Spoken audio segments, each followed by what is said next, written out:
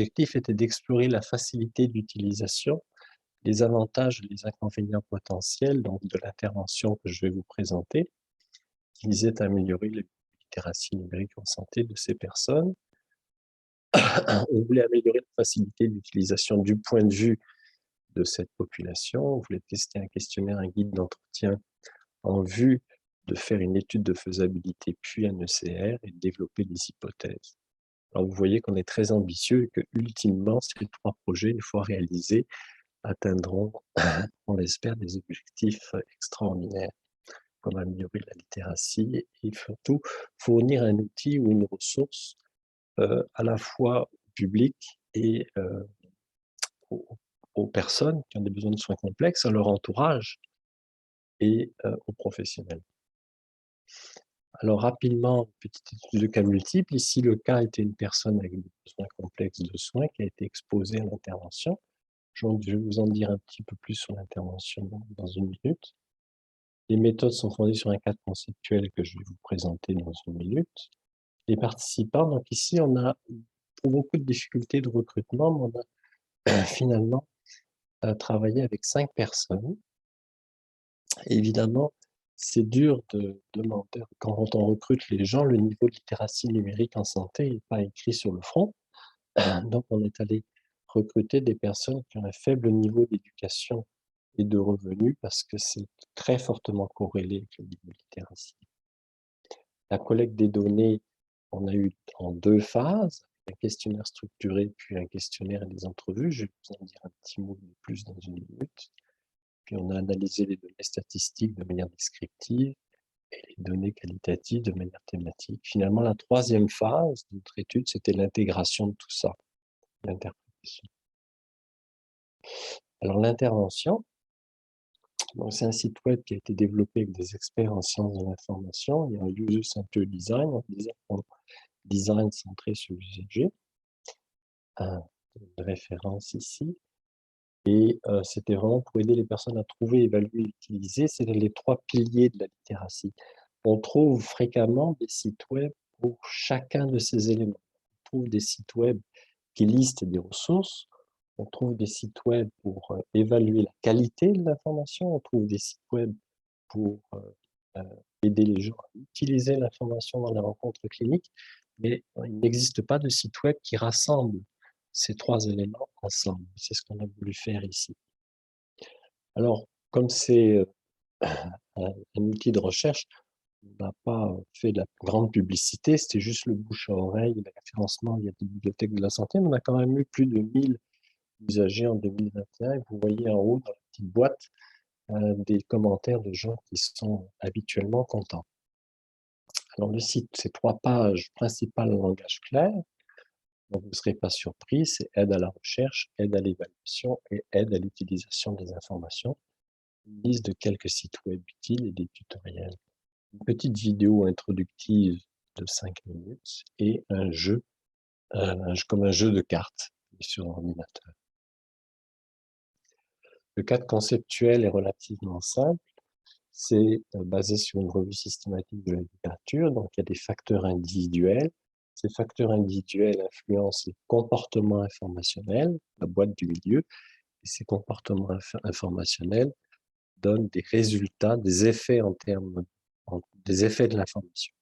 Les effets sont la pertinence, l'impact cognitif, qu'est-ce que ça fait sur nos cellules grises, par exemple l'apprentissage, l'utilisation de l'information, par exemple de comprendre quelque chose, et finalement des effets en termes de santé. Alors en cohérence avec ce cadre conceptuel, on a fait à la phase 1, c'est-à-dire le jour 1, avant l'intervention, on a utilisé un questionnaire validé pour étudier documenter les facteurs, le comportement informationnel, le niveau de littératie numérique, les connaissances pour évaluer les informations. Puis, juste après l'intervention, mais toujours le jour 1, on a donné un questionnaire sur qui mesurait la facilité d'utilisation de la vidéo et du jeu. 30 jours après, nous avons recontacté les participants. Là, on avait un questionnaire sur l'évolution des besoins de soins entre les 2 moments. Et puis, à nouveau, on remesurait le niveau de littératie numérique en santé et les connaissances pour évaluer les informations. On a complété cela avec des entrevues semi-structurées sur la facilité d'utilisation là à la fois du site, de la vidéo et du jeu, et puis surtout d'aller chercher les avantages perçus et les dommages potentiels perçus, et la phase 3, on a tout intégré. Alors les résultats, donc, 3 femmes, 2 hommes, âge moyen 62 ans, faible revenu. Faible revenu, mais 2 personnes seulement qui se percevaient en insécurité, dans un état d'insécurité financière. Évidemment, l'éducation faible, le nombre de problèmes de santé chroniques peut être très important, comme vous le voyez. Le nombre de médicaments par jour peut être très important aussi. Et surtout, 3 personnes avaient des problèmes de santé qui limitaient véritablement leurs activités quotidiennes, et 2 personnes avaient un faible soutien social. En termes de facteurs sociotechniques, on avait un score moyen de littératie numérique en santé de 76%, donc qui n'est pas extraordinaire, mais qui n'est pas mauvais. On avait des connaissances pour évaluer les informations qui étaient un peu plus bas, avec 67%. En termes de relations avec les professionnels, on avait une personne qui avait subi des erreurs de traitement et des délais pour obtenir des résultats dans les 30 derniers jours, une personne qui avait des problèmes avec des médecins spécialistes, un test redondant, et 2 personnes qui ont déclaré utiliser les informations avec leur médecin dans les rencontres cliniques. C'est rare. Les gens hésitent parce que souvent ils sont mal jugés par les cliniciens quand ils font ça. En termes d'accès aux services, on avait 4 personnes qui avaient eu au moins, sur 5, qui avaient au moins eu un problème très important avec les services soit de sociaux, soit de santé. Voilà, un petit peu pour les 5 participants, la description. Écoutez, en termes de résultats sur la facilité d'utilisation, je n'entrerai pas dans les détails, vous pouvez lire les petits commentaires, mais grosso modo, le site a été déclaré très facile à utiliser, très agréable et très aidant. La vidéo, tout à fait correcte. Le jeu, par contre, énormément les gens, unanimement, ont eu énormément de difficultés avec le jeu de cartes sur ordinateur. Les bénéfices potentiels, on a quand même été surpris parce qu'il y a 2 personnes sur 5 pour lesquelles on a vu une amélioration du niveau de littératie numérique en santé de manière assez importante, et 2 personnes pour lesquelles les connaissances pour évaluer les informations ont été améliorées. Bon, il y avait des divergences entre les scores et les entrevues, mais j'en parlerai tout à l'heure. Aucun dommage potentiel n'a été mentionné par personne. Personne n'a dit que ça les stressait, que ça les avait stressés ou autre. Juste pour vous dire qu'en termes de comportement informationnel, les 5 participants étaient vraiment similaires, sauf un qui a déclaré ne pas chercher d'informations sur la santé sur internet pour lui. Par contre, il a développé un site internet sur son problème de santé qui est très populaire. Donc l'effet saillant en discussion là, finalement le site et la vidéo sont faciles à utiliser. Le jeu, difficile à utiliser, donc on l'a retiré du site. Il y a des bénéfices potentiels du site et de la vidéo, donc ça évidemment c'est très hypothétique, hein, c'est des hypothèses pour les projets futurs, et aucun dommage potentiel mentionné. Les limites de cette étude, c'est la faible taille de l'échantillon. Comme on est dans une étude de cas, une étude d'utilisabilité, 5, c'est vraiment le plancher minimum pour ces 2 types d'études, c'est vraiment le plancher minimum du nombre de participants. Donc, c'est une limite. Et évidemment, les divergences entre les mesures et les entrevues, c'est probablement parce qu'on n'avait pas de... C'est une étude observationnelle, on n'a aucun contrôle des variables confondantes. Alors, en conclusion, ces résultats vont nous permettre de planifier 2 projets de recherche qui seront des recherches participatives avec des cliniciens, des patients partenaires, des organisations de patients, des bibliothécaires en santé. Tout le monde s'est montré, tous les gens qu'on a contactés jusqu'à présent se sont montrés très enthousiastes. On va commencer par une étude de faisabilité. Je vous fais grâce du devis, mais ça va être des méthodes mixtes avec partie avec 100 personnes plus quantitatives, une partie avec 30 personnes plus qualitatives. Et on en attend des recommandations pour améliorer le site. Par exemple, en ce moment, très à la mode, on imagine que quelqu'un va nous parler de ces petites vidéos textes qu'on voit maintenant beaucoup sur les médias sociaux, qui sont, on appelle des vidéos pamphlets de 1 minute. Ça va être probablement le genre de choses qui vont nous être suggérées pour améliorer l'intervention. Et si cette étude de faisabilité montre qu'une étude randomisée est faisable, on passera à l'étude randomisée. Voilà. Je vous remercie. Puis si jamais vous avez des références ici.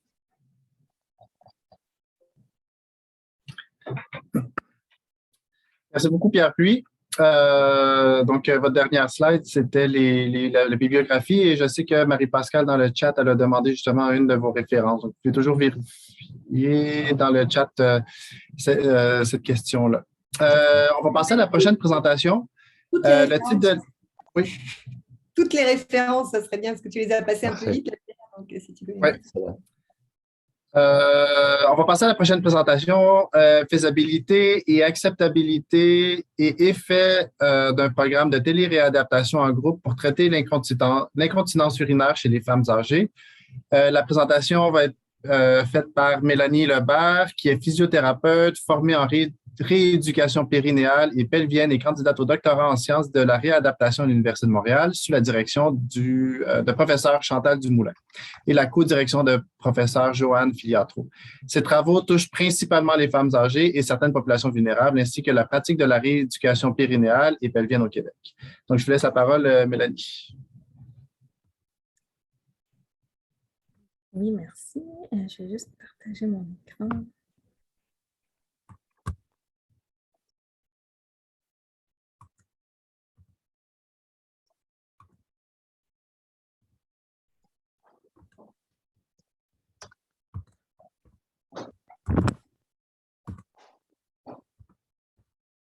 Donc, bonjour, puis merci pour l'introduction. Donc, comme ça a été mentionné, je suis Mélanie Lebert, candidate au doctorat à l'Université de Montréal en sciences de la réadaptation et je suis sous la supervision de professeur Chantal Dumoulin et professeur Joanne Filiatro. Donc, dans le cadre de ce colloque sur les enjeux liés à l'utilisation de technologies en santé en temps de COVID-19, je vais parler d'un programme de téléréadaptation pour traiter l'incontinence urinaire chez les femmes âgées. Donc, juste un petit peu de contexte avant de débuter. L'incontinence urinaire touche énormément de femmes. Après 65 ans, c'est jusqu'à une femme sur 3 qui présente de l'incontinence urinaire et c'est important de le traiter parce qu'elle a des conséquences négatives, notamment sur la santé et la qualité de vie et des coûts associés qui sont assez élevés. Maintenant, des traitements existent pour l'incontinence urinaire et ce qui est recommandé en première ligne, c'est la physiothérapie des muscles du plancher pelvien. Malheureusement, c'est un traitement qui est encore trop peu accessible à cause notamment d'un nombre limité de physiothérapeutes qui sont disponibles pour fournir ce genre de soins. Et c'est dans ce contexte-là qu'a été développé le programme Groupe. Donc, Groupe est un programme qui offre des traitements à des groupes de femmes pour favoriser un meilleur accès. Donc, le programme Groupe, c'est un programme de rééducation périnéale qui est offert à des groupes de 6 à 8 femmes âgées pour une durée de 12 semaines à raison d'1 heure par semaine, en plus d'exercices à faire à la maison. Le programme a été comparé à l'approche individuelle, qui est présentement le traitement usuel offert habituellement, dans un essai clinique randomisé de non-infériorité qui a réuni plus de 360 femmes âgées à travers le Québec. Et la conclusion de l'étude était que oui, l'approche de groupe n'est pas moins efficace que l'approche individuelle dans le traitement de l'incontinence urinaire. Mais en décembre 2019 a débuté la crise liée au coronavirus qui a mené aux mesures de prévention qu'on connaît puis qui ont été abondamment rappelées dans les autres présentations. Et cette situation-là a limité temporairement le potentiel des approches de groupe. Et même en traitement individuel, les soins étaient devenus plus complexes avec toutes les mesures de protection, désinfection, distanciation et nouveaux équipements avec masques, blouses, visières. Pour les patientes qui étaient vues aussi, la situation était quand même plus tendue Il y a plusieurs, particulièrement les femmes âgées, qui ont même été plus craintives, qui ont préféré éviter de se rendre dans un milieu de soins si possible, même pour consulter leur médecin. Donc, au pic de la première vague, les consultations avaient quand même diminué de 80% à Montréal. Alors, tout ça, ça souligne l'importance de développer des solutions alternatives et la téléréadaptation, donc l'accès à des options de traitement en ligne, était une avenue assez prometteuse. Les traitements en ligne supposent une utilisation de la technologie, puis il y a parfois une croyance qui persiste que les personnes âgées adoptent peu la technologie ou souhaiteraient l'utiliser le moins possible. En réalité, c'est un portrait qui est un peu plus nuancé. Donc, jusqu'à 58% des personnes âgées qui sont vues en clinique possèdent au moins un appareil mobile intelligent. Par contre, c'est sûr que la population âgée, ce n'est pas une catégorie homogène, puis il y a beaucoup d'inégalités qui persistent au sein de cette population-là. Par exemple, pour la possession d'appareils mobiles intelligents, les chiffres montent jusqu'à 79% pour les personnes entre 65 et 74 ans, mais descend jusqu'à 37% pour les personnes âgées de 75 ans et plus. Et au Québec, plus précisément, c'est 9 foyers sur 10 qui ont accès à une connexion Internet, la plupart avec une connexion haute vitesse. Et pendant la pandémie, une enquête rapportée par Radio-Canada a montré que 44% des personnes âgées avaient utilisé Internet pour prendre soin de leur santé. Donc, il semble y avoir une ouverture, un intérêt à explorer des solutions en ligne en santé chez plusieurs personnes au Québec. D'où les objectifs de la présente étude qui était en premier lieu d'évaluer la faisabilité de l'adaptation en ligne du programme groupe, ensuite d'évaluer l'acceptabilité du programme en ligne et finalement les effets du programme en ligne sur les symptômes liés à l'incontinence urinaire et sur la qualité de vie des femmes âgées. Pour répondre à ces objectifs-là, on mène présentement une étude pré-post par méthode mixte, parallèle, convergente. Donc, il y avait une collecte de données quantitatives en pré-1, pré-2, post, puis dans un suivi de 6 mois, et une collecte de données qualitatives en post qui va ensuite être interprétée, intégrée puis interprétée. Côté population, on a recruté 33 femmes âgées pour le projet qui ont été réparties dans 4 cohortes de 6 à 11 femmes pour la durée du programme. Les femmes incluses avaient donc 65 ans et plus, étaient capables de se déplacer de façon autonome et sécuritaire sans être techniques puisqu'elles faisaient leurs exercices debout ou en position d'ouverture seules à la maison.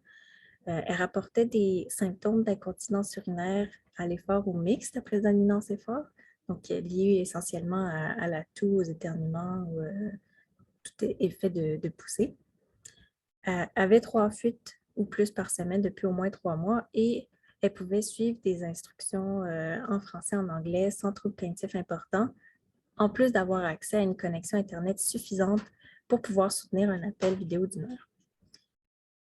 On a cependant exclu les participantes qui avaient certaines conditions, facteurs de risque importants qui étaient susceptibles d'interférer avec le programme de rééducation périnéale ou même l'évaluation du plancher pelvien. Celles qui prenaient des médicaments contre l'incontinence urinaire ou des médicaments qui affectent les muscles. Donc ça, c'est plus des femmes qui pourraient privilégier une approche par traitement individuel. Les femmes avec un indice de masse corporelle au-dessus de 35 pour la même raison. Et de façon temporaire, celles qui ont eu une infection urinaire ou vaginale dans les 3 derniers mois. Même chose temporaire pour les changements dans les prescriptions hormonales et finalement celles qui avaient reçu une chirurgie ou suivi déjà de la physiothérapie dans les 12 derniers mois. Donc, dans le cadre du projet, les 33 participantes retenues ont complété le programme, donc qui comprend tout d'abord une évaluation individuelle en personne du plancher pelvien. Suite à ça, la patiente peut retourner chez elle. Il y a 12 séances qui se font en ligne via Zoom, qui sont réalisées en groupe de 6 à 11 femmes à raison d'1 heure par semaine. Donc, chaque semaine, elles se connectaient à Zoom pour avoir la séance de traitement. Et il y a un programme d'exercice à la maison aussi à réaliser pour un total de 5 fois par semaine. Puis cette portion-là se fait de façon individuelle à leur propre rythme. Chacune des séances hebdomadaires se divisait dans un premier 15 minutes d'échange, de suivi qui incluait un tête-à-tête dans une salle privée du Zoom avec la physio et une pause sociale en parallèle pour le reste du groupe pour favoriser les interactions entre les participantes et un sentiment de groupe. Et il y avait aussi une partie éducative avant de passer aux 45 minutes d'exercice. Pour notre premier objectif, donc, on évalue plus l'adhérence au programme, donc tant du côté de la présence aux séances que des exercices à la maison, est-ce qu'ils ont été réalisés pendant les 12 semaines, puis après pendant la phase de maintenance, donc on fait un suivi 6 mois. La fidélité au programme telle que donnée par la physiothérapeute et la satisfaction vis-à-vis du programme avec la facilité d'utilisation du programme donné via Zoom. On va aussi porter attention et noter toute complication ou effet indésirable du traitement. Pour notre deuxième objectif, les physiothérapeutes qui ont évalué les participantes dans le cadre du projet vont être sondés sur leur expérience. Du côté des participantes elles-mêmes, on va regarder le taux d'attrition, des mesures de satisfaction, on va aussi recueillir leurs témoignages et celui de la physiothérapeute qui aura animé les classes à travers des groupes de discussion et des entrevues. Pour notre dernier objectif sur les effets cliniques, le principal indicateur, c'est le nombre de fuites, auquel s'ajoutent aussi plusieurs questionnaires liés aux symptômes sur la qualité de vie, l'auto-efficacité et les flux. Pour chacune des mesures, il y a des analyses qui sont prévues. Donc, pour les données de faisabilité, ça va être principalement des statistiques descriptives. Pour les données d'acceptabilité, on va aussi avoir des statistiques descriptives auxquelles vont s'ajouter une analyse thématique par approche hybride, donc inductive, déductive, qui se base de différents modèles qu'on a déjà utilisés et à partir des groupes de discussion et des entrevues. Pour les données sur les effets, on aura encore une fois des statistiques descriptives, mais on va aussi utiliser un modèle de régression linéaire et des tests ANOVA. Donc, on va ensuite venir intégrer nos différentes données quantitatives et qualitatives dans des tableaux croisés. Donc, nos différentes mesures de faisabilité, d'acceptabilité et nos résultats sur les effets de l'intervention vont être toutes combinés aux thèmes identifiés dans les discours des participantes et de la physiothérapeute. Donc, les tableaux croisés vont servir à identifier des tendances à travers une représentation visuelle pour qu'on puisse voir en fait une histoire à travers ces résultats-là. Pour l'instant, on vient tout juste de terminer les classes. On a quelques résultats préliminaires du côté de la faisabilité et de l'acceptabilité. Donc, on a pu observer un taux de présence de 91 % avec 94 % des participantes qui ont fait les exercices 4 à 5 fois par semaine. La fidélité était plutôt bonne aussi. Une des seules adaptations au programme a été une plus grande durée de la période d'accueil et d'échange, puisque les participantes ont vraiment apprécié se retrouver dans une salle privée du Zoom avec la physiothérapeute, chacune leur tour. Du côté de l'attrition, une seule participante a abandonné en cours de route pour des raisons personnelles, ce qui nous mène à une rétention de 97 %. Les autres données sont encore en analyse, mais on voit déjà un fort engagement, même à distance, de la part des femmes du programme et peut-être aussi des nouvelles possibilités grâce aux outils technologiques qui ont permis d'avoir une réelle confidentialité des échanges pendant la période d'accueil, tout en bénéficiant quand même de l'effet du groupe. Donc, ça donnait un bel équilibre entre un suivi personnalisé, puis un suivi rapproché et confidentiel, puis ensuite un effet pour levier pour l'adhérence aux exercices. Donc, les résultats finaux de l'étude vont nous donner aussi une idée de la satisfaction avec le programme, de l'acceptabilité avec les entrevues avec les femmes et des effets cliniques aussi, en incluant les coûts. Donc, on a bien hâte d'analyser les groupes de discussion, les entrevues aussi, parce que pour plusieurs, c'était une première utilisation de Zoom, dans certains cas de la visioconférence en général, et même pour quelques-unes d'entre elles, carrément de leurs appareils technologiques qu'elles n'avaient jamais utilisés. Donc, il y avait une certaine insécurité à participer dans une formule à distance. On va voir comment ça a évolué à travers les 12 semaines. Puis, nos conclusions vont pouvoir ensuite guider le développement d'études plus larges sur le traitement de l'incontinence urinaire par la physiothérapie du plancher pelvien à distance, dans le but ultimement d'améliorer l'accès aux soins de continence pour les femmes vieillissantes en période de COVID, mais aussi au-delà parce qu'avec le virage numérique et comme plusieurs l'ont mentionné, la pandémie a créé certaines opportunités en santé et plusieurs outils qui ont été développés pourrait demeurer utile à l'avenir. Donc, par exemple, intervenir à distance dans ce cas-ci pourrait changer la donne pour celles qui vivent en dehors des régions urbaines où on retrouve le moins grand nombre de physiothérapeutes en rééducation périnéale et pelvienne. Merci. Merci beaucoup, Mélanie, de cette présentation. On va passer à la dernière présentation d'aujourd'hui. La présentation va être donnée par mon collègue Yuan Chao. Le titre de la présentation est « Développement d'un chatbot pour soutenir l'autogestion chez les personnes vivant avec le VIH en temps de pandémie ». Yuan Sharma est actuellement étudiant au doctorat à Polytechnique Montréal et à l'Institut de recherche du Centre universitaire de santé McGill. Ses recherches portent sur les soins de santé mobile, les systèmes d'intelligence artificielle et la conception de systèmes multidomaines. Donc, merci beaucoup, Yuan Chao. À toi la parole. Merci, David. Puis voilà, aujourd'hui, je vais vous présenter notre projet, ce qui est un développement d'un chatbot pour soutenir l'autogestion chez les personnes vivant avec le VIH en temps de pandémie. Donc, voilà un peu de contexte. L'autogestion par le patient est essentielle à l'optimisation des soins des conditions chroniques. Puis dans notre contexte, c'est pour les conditions VIH. Il y a deux éléments critiques pour assurer une bonne qualité d'autogestion. Premièrement, c'est des ressources fiables avec des informations valides. Puis deuxièmement, c'est l'engagement des patients dans leurs soins. Et l'arrivée de la pandémie de COVID-19 a mis en évidence ces deux besoins, vu qu'il y a moins de contact entre les patients et les soignants. Donc, c'est pour ça notre équipe a cette idée de concevoir et développer un chatbot, ce qui est une technologie qui pourrait imiter l'interaction humaine grâce à l'intelligence artificielle et puis converser avec les utilisateurs, répondre à leurs questions dans un langage naturel. Puis aussi mentionné dans la présentation ce matin, c'est aussi une façon intéressante pour disséminer des informations personnalisées. Donc, voilà, en suivant une approche de conception participative, on a développé ce chatbot avec les patients et les soignants, les ingénieurs, les développeurs et des chercheurs. Donc, on a commencé par l'identification des besoins des parties prenantes, surtout des patients, mais aussi des soignants. Donc, c'est quoi les problèmes puissent rencontrer dans leur vie quotidienne et aussi des scénarios d'usage potentiel, etc. Puis, on a déterminé des paramètres de conception, surtout sous quelle forme qu'on doit présenter nos messages, nos informations, puis aussi quelle interface qu'on doit implémenter notre chatbot. Ça suit après la constitution d'un corpus de questions-réponses validé par des experts, donc des questions collectées de nos patients, puis des réponses validées avec des soignants.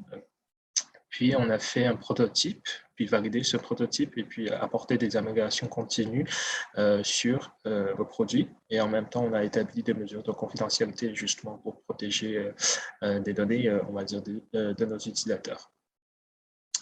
Et voilà, le résultat, on a démarré ce projet au début de 2020, juste au temps de l'arrivée de la pandémie. Puis, le premier prototype a été achevé en août 2020. Puis, on l'a nommé comme Marvin, donc l'acronyme de Minimal Interretroviral Interference en anglais. Puis ici, on montre justement un exemple comment ça fonctionne en module IA. En gros, on a donné des données en texte à l'algorithme. Puis avec l'entraînement, ils peuvent comprendre et puis classifier des différents messages selon différentes intentions, puis aussi en même temps extraire des entités, on va dire, importantes pour comprendre le contexte des informations. Puis avec ça, après, il va former des réponses associées à des différentes informations.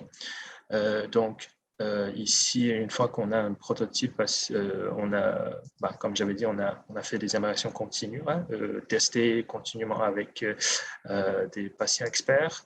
Voilà ici des exemples qu'on a collectés du côté de nos patients. Vous pouvez voir, là, c'est beaucoup plus de différentes formulations, beaucoup plus complexe par rapport à des premiers exemples qu'on a donnés à notre chatbot.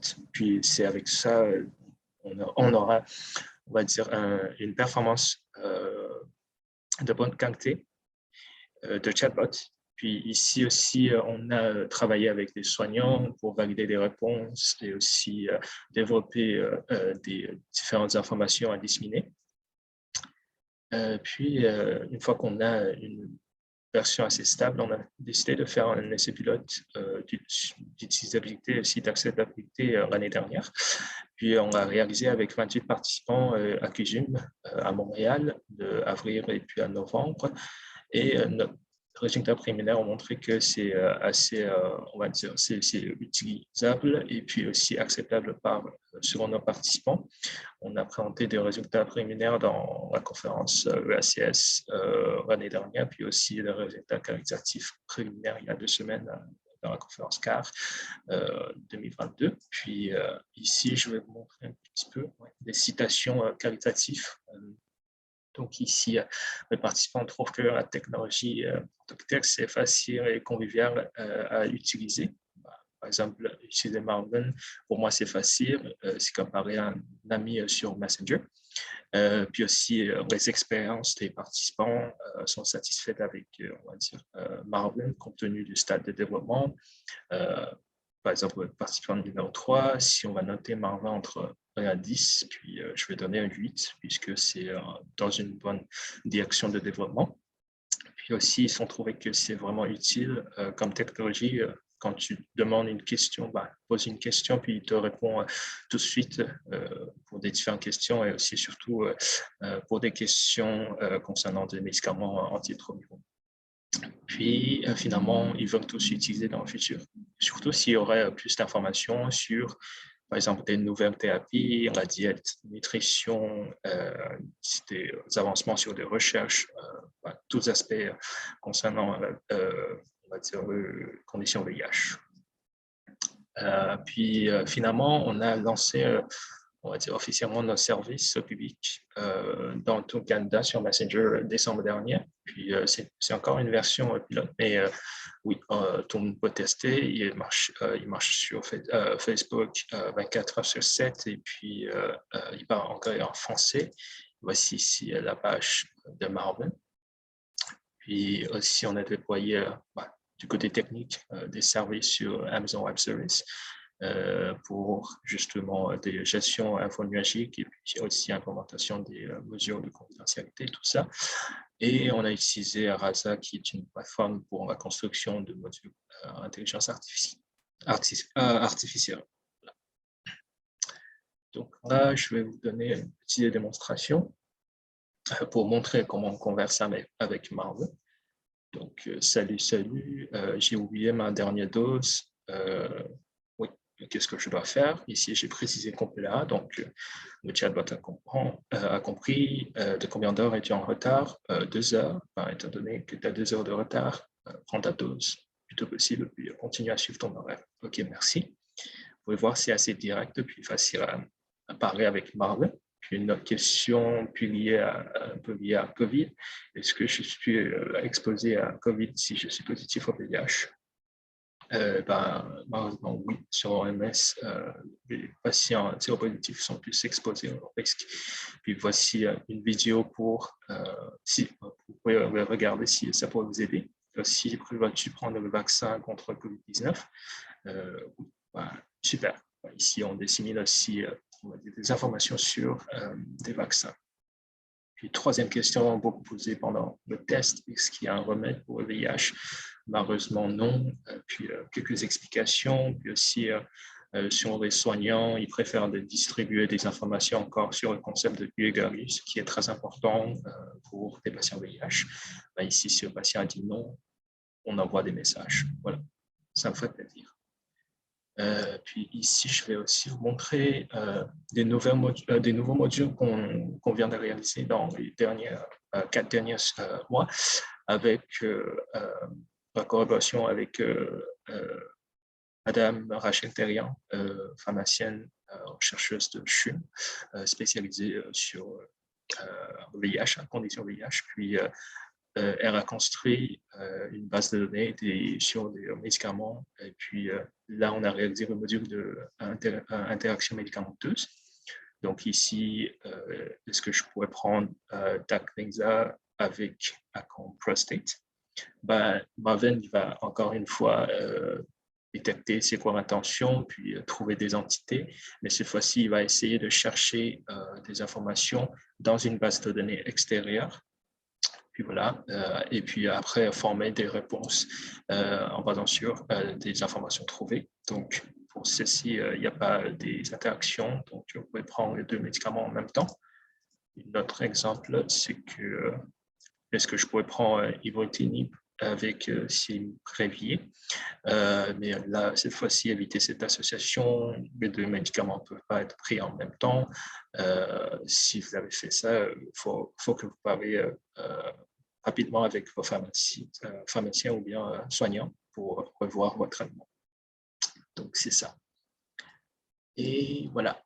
Pour conclure, avec Marvin, on pourrait fournir des réponses immédiates et en toute confidentialité. S'il est prometteur en tant qu'un outil de télésanté, surtout pour promouvoir l'autogestion des patients. On voit bien la potentialité. Puis aussi, l'engagement des acteurs est vraiment essentiel pour la réalisation du projet, en considérant la qualité de l'information, fiabilité technique, confidentialité, aussi l'utilisabilité et l'acceptation du produit. Puis finalement, l'étape prochaine, on va continuer à inclure des nouveaux termes de conversationnel pour Marvin.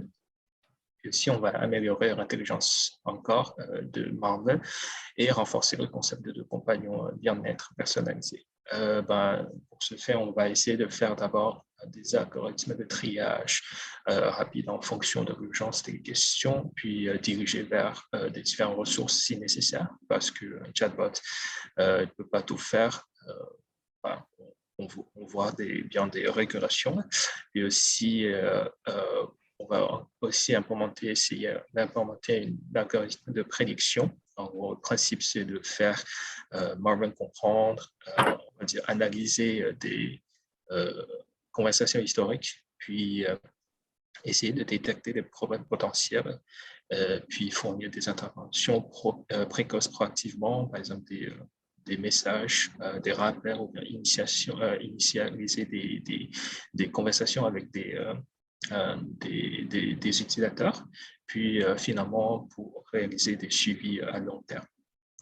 Voilà, c'est tout pour ma présentation. Puis remercier à tous les participants, puis à l'équipe de l'étude et aussi des supports de SRAP, de IACC, de Polytechnique Montréal, Vive Healthcare, puis l'unité de soutien de SSA du Québec. Puis voici le lien de Marvin si vous êtes intéressé. Puis voilà, c'est tout pour ma présentation. Merci beaucoup, Yuan Chao. Et merci à tous les présentateurs du panel. On a environ un petit 10 minutes s'il y a des gens qui veulent poser des questions, soit par le chat, soit en levant la main et en la posant verbalement. Je sais que Pierre Pluie a dû quitter parce qu'il avait une réunion de programme. Il nous remercie pour cette belle matinée, là, mais il ne pourra pas participer à la discussion. Mais est-ce qu'il y a des gens qui ont des questions, des commentaires sur les présentations?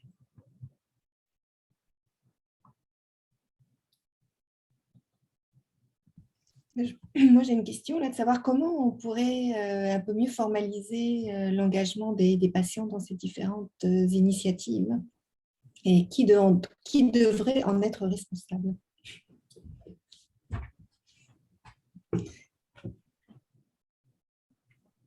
C'est quelqu'un qui voudrait un peu se lancer là-dedans? Parce que là, on a vu des belles présentations là où tout avait un peu ce fil conducteur là, et en particulier avec Sylvain qui nous a bien expliqué l'importance de ne pas juste consulter, mais vraiment d'impliquer dès le départ dans la co-construction des projets.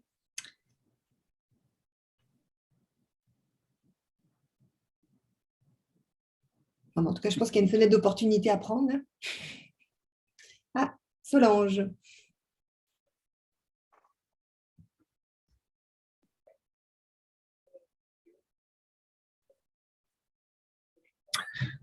On ne vous entend pas là. Solange, est-ce que vous voulez répondre à la question ou vous voulez poser une question? On n'entend toujours pas.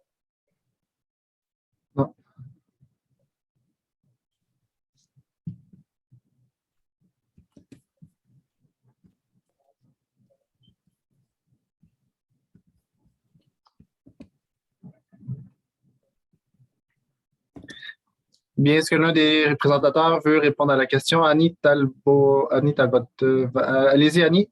Oui, bonjour. Merci pour ces présentations. Merci, Marie-Pascale, pour cette question. En fait, c'est complexe, puis on l'a vu dans l'expérience au CHUM. Le défi, c'est quand ça va très, très vite. Donc, c'est sûr que si la structure de travail est établie en amont, puis qu'en plus, on a déjà du partenariat avec des patients partenaires, même dans une situation comme la COVID où il fallait réagir rapidement, on est au moins capable de faire des focus group. Donc, je pense qu'il faut établir dans nos structures de trajectoire de soins en santé connectée à la fois à quel moment, et idéalement en amont plus que tard, l'interfaçage avec les patients partenaires et avoir accès à un groupe de patients partenaires. Première réponse. Deuxième, qui? Bien, je pense que chacune des équipes qui travaillent doivent créer cette structure et à la fois ce regroupement de patients partenaires puis une structure, comment les appeler ou les amener à participer avec les équipes. J'ai quelques pistes d'idées suite à ton commentaire. Merci. Et puis, pour votre information, au cours de la COVID, il y a eu la création d'un comité de patients vraiment particulièrement intéressés par tout ce qui concerne la santé connectée. Pas trop loin du CEPPP, puis animé par Sylvain. Et c'est des personnes qui sont facilement consultables quand on a des projets et qu'on n'a pas forcément des patients sous la main pour pouvoir réfléchir avec eux. Donc, c'est vraiment une belle opportunité qui nous est offerte ici, là, de pouvoir aller chercher des personnes qui sont très, très, très impliquées dans cette réflexion, comme Marcel. Donc, Marcel fait partie de ce comité de patients. Et puis aussi la communauté de pratique des objets connectés qui a été mise en place au CHUM, là qui regroupe des personnes venant d'horizons très divers, mais il y a aussi des patients qui sont particulièrement allumés sur le sujet. Donc, on commence en tout cas à développer aussi des expertises chez certains patients qui peuvent être mobilisés dans beaucoup de circonstances différentes. Donc, merci beaucoup, Annie, pour ce commentaire. Bertrand? Marie-Pascale? Oui. Il y a la question de Solange qui elle a écrit dans le chat. Non, elle ne peut pas, son micro ne sent. Sa question est pour hospitalisation à domicile. 20% des personnes proches aidantes se disaient stressées. Hors contexte COVID, quels critères pour basculer en hospitalisation en présentiel et est-ce que l'usager ou les soignants peut le demander?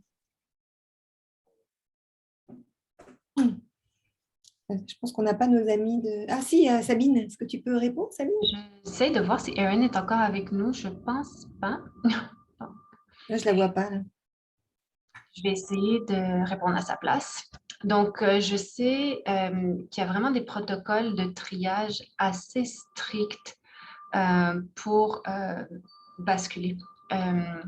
Si je comprends bien la question, donc, je disais stressé hors contexte COVID. Donc, les protocoles de triage pour évaluer vraiment la pertinence de faire partie d'un hôpital à domicile ou non sont travaillés et retravaillés selon les domaines et les diagnostics suivis à l'hôpital en domicile. Donc, oui, ils peuvent être partagés. Les bugs ont été constatés, algorithmes utilisés. Ce sont des algorithmes cliniques, pas des algorithmes technologiques. Les bugs ont été constatés, oui, on est en réalignement constant. Je ne sais pas si j'ai bien répondu à la question, mais l'usager dans ses droits de demander toute la documentation et toute la réflexion de ce triage. Il est bien accompagné par une équipe de prise en charge, de planification, de congé, du mode présentiel au mode virtuel qui s'occupe de tout ça, de tout cet élément. Merci beaucoup. Il y a Dr. Leboucher qui a la main levée. Est-ce que c'était une réponse à la question aussi, Bertrand? Non, c'était plus pour ouvrir sur une autre question. Je voulais savoir si dans les projets, là, ceux qui avaient présenté, vous avez aussi, peut-être ça serait aussi une question pour Annie, si vous aviez aussi des questions en utilisant les technologies comme ça, ces technologies de la santé, une question au niveau médico-légal ou plus légèrement, au niveau légal, c'est une question qu'on a, nous, avec Yuan Shao, là, pour le projet du chatbot, où il y a un risque que le chatbot fasse de l'exercice illégal de la médecine. s'ils commencent à faire des diagnostics, etc. Et le passage à l'exercice illégal de la médecine est beaucoup plus rapide que je le pensais. Et donc, on est obligé de travailler avec une structure à McGill, avec des avocats, etc. Mais je voulais savoir un petit peu dans vos expériences et comment vous gériez ces questions-là. Annie Talbot, vous avez levé la main. Est-ce que c'est pour répondre à la question? Oui, je vais répondre.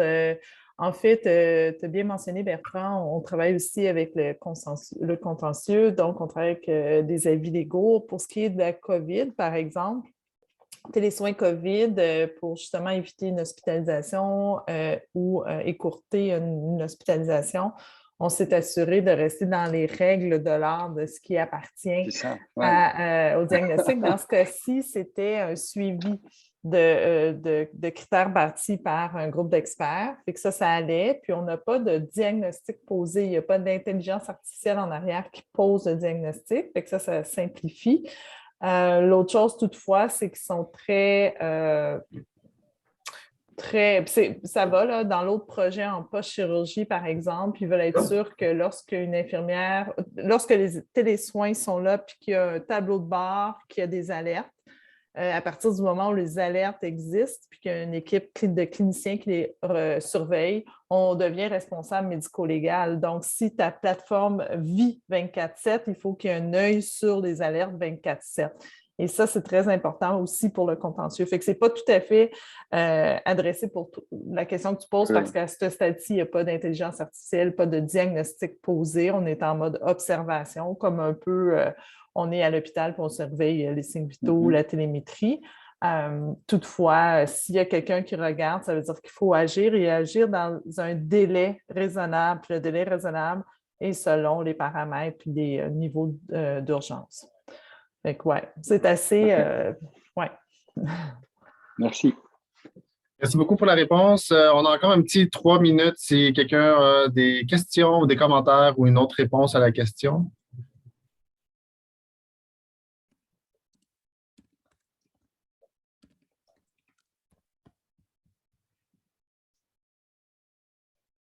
Marcel, tu ne veux pas réagir à ce que tu as entendu ce matin? On ne t'entend pas, ton micro fermé.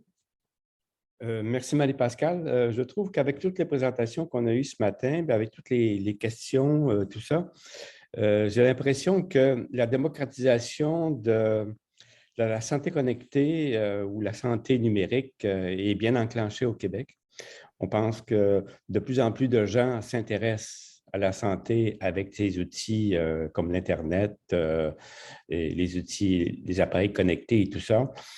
Tous les services qui sont offerts par les ministères, par les hôpitaux, par les organismes de santé, de plus en plus de gens les utilisent et même ça se propage vers maintenant les pharmacies qui devront s'équiper ou devront fournir du personnel pour répondre aux questions des patients.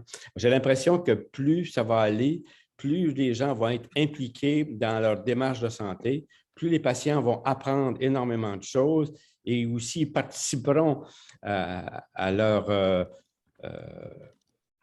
thérapie, c'est-à-dire qu'ils prendront les décisions conjointement avec leur médecin, leur professionnel de santé. Alors, j'ai l'impression qu'on est en bonne voie. Je pense qu'il faut continuer dans ce sens-là. Les questions médico-légales, j'ai l'impression qu'on est juste au premier balbutiement de ça parce que ça va être énorme, ça va être considérable. Imaginez si dans une application, on essaie de diagnostiquer un problème de santé. Est-ce qu'on va blâmer le téléphone, la compagnie de téléphone qui le fabrique ou celui qui a produit le logiciel ou le patient? Qui allons-nous... comment est-ce que ces problèmes-là vont se régler? J'ai l'impression qu'on n'a pas encore découvert la boîte de Pandore.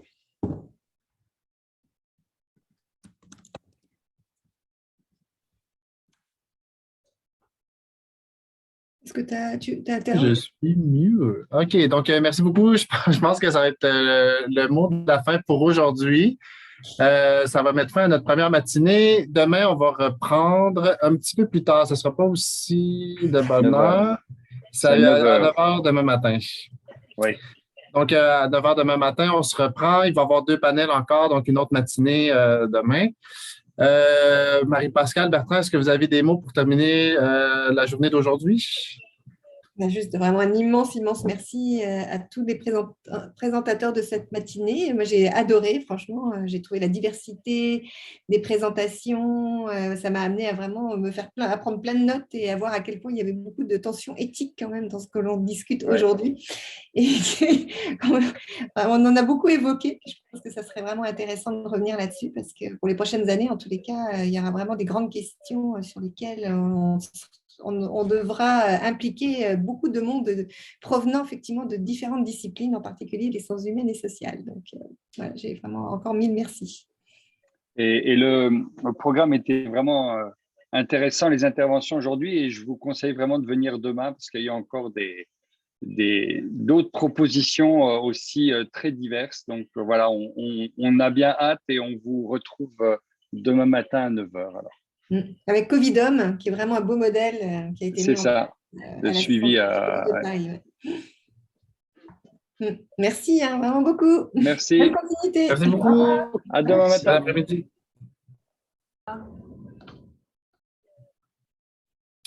Je vais mettre fin à l'enregistrement.